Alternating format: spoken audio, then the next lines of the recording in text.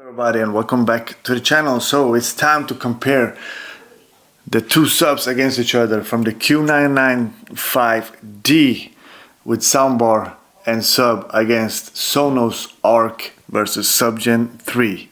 So we're gonna compare those two in today's video, and in tomorrow's video we're gonna compare the full setup of the Q995D versus Arc, one Subgen 3 and the Era 300s, because that's the only setup I have, and unfortunately I have to compare that setup against the setup of the Q995D. But it's gonna be pretty exciting to try it out, because we want to see how much better the Era 300s are when it comes to surround speakers, since they are so expensive. So we're gonna really see if they're worth their price or not, and of course comparing the price of just the two pair of Era 300s versus the full setup that I have right now with the Q995D.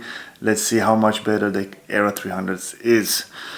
So what we're gonna do is we're not gonna choose any scenes with dialogues and all that. We already know that the Q995D is really good when it comes to speeches and dialogues. It's really good for those scenes. So we're gonna do that. We're gonna do the scene from movie Prey and try that out. You know what scene I'm talking about? The scene with the bear and predator fighting, because that scene has everything when you want to try out your bass in your setup. So we're gonna see how good that feels with both subs, and see which one feels better and has more punch and power. So let's turn the camera around, let's see and do the test. Let's go.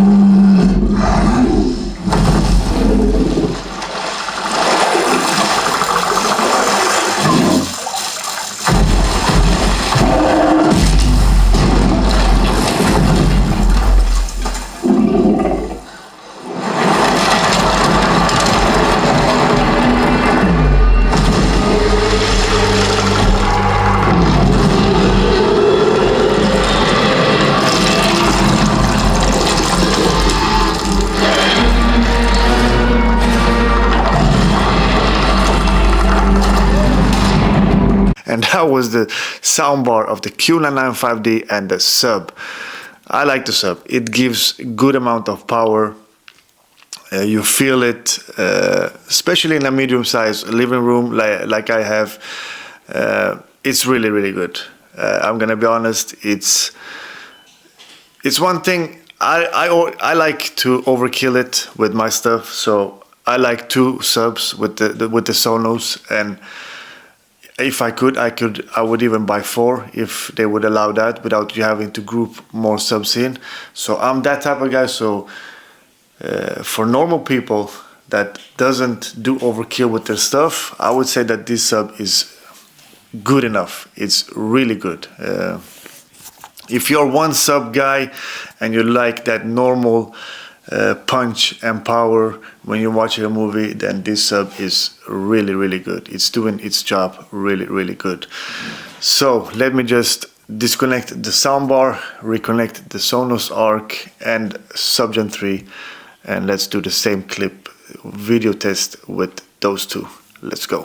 So before we continue on with the video, let me just go through the settings that we're going to use. As you can see, Arc and Sub is connected, and we got Arc on +5 as we did with the other soundbar. So +5, +2, loudness on. Sub audio is going to be on +3, so we're going to use the same amount of sub level as we did with the Q series.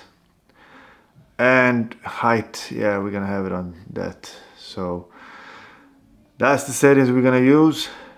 Arc and Sub. Let's turn around the camera and do the test. Let's go.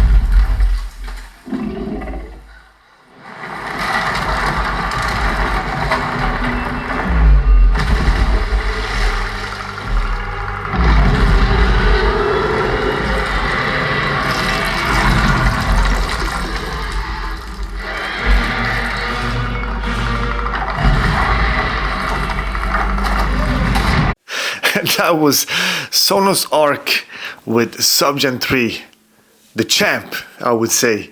The Subgen 3 is totally different. It's a totally different sub. I would say when it comes to the Subgen 3, it's not one-sided. Like, I have both of them on this side of the room where I'm sitting right now, so both of them are on this side. When it comes to the Q series, you will pretty much feel it on this side of the room as well. Of course, you can feel it below you and all that, but mostly on this side. With Subgen 3, you will feel it all over the place. It shakes the whole room. I would say that the Subgen 3 compared to the Q series sub, the Subgen 3 is at least 30 to 40% better than the sub on the Q series. Now, as you can see on the Q series, I pushed it to +3, so you can push it a little bit more. I think the max was +6. I think +6 is +6. I think +6 is the maximum that you can push the sub on that. On Sonos Subgen 3, you can push it to, what is it, let me just check it. I need to check what the numbers are on the Subgen 3. So the maximum level you can push it is +15, okay? And I used it on +3 and it was already shaking the room. So there's a big difference between those subs. Now I'm a bass head, so I love bass. That's why I have two. So for me, I think that's the weakest side of the Q series. But when it comes to filling out the room with sound, the Q series is way better than the Sonos Arc. But we're gonna see what the whole setup is doing in tomorrow's video. We're gonna see what the whole setup sounds like compared to the Sonos Arc Era 300s and one sub. Pretty excited to try them out, the both setup against each other. But like I said, it's gonna be a little bit of a different comparison, because we're gonna compare it with Era 300s.